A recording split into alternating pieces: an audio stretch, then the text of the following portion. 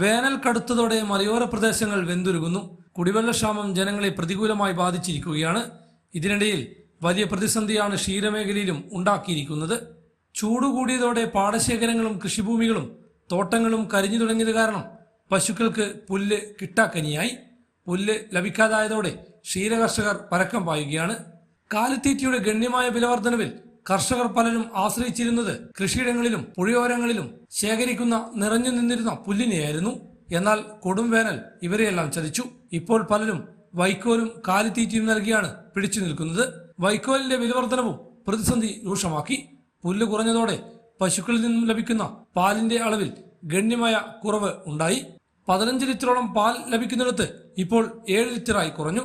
പ്രതിസന്ധി തരണം ചെയ്യാതെ ക്ഷീരകർഷകർ ബുദ്ധിമുട്ടുകയാണ്. പുല്ലിന് ക്ഷാമം രൂക്ഷമായതോടെ പാലുൽപാദനവും ഇടിഞ്ഞതിനാൽ പശു വളർത്തൽ ലാഭകരമല്ലെന്ന് ഭൂരിഭാഗം ക്ഷീരകർഷകരും പറയുന്നു. പ്രതിസന്ധി തരണം ചെയ്യാനാവാതെ പശുക്കളെ വിറ്റൊഴിക്കുകയാണ് ഭൂരിപക്ഷം കർഷകരും. ഹൈവിഷൻ ന്യൂസ്, കേളകം.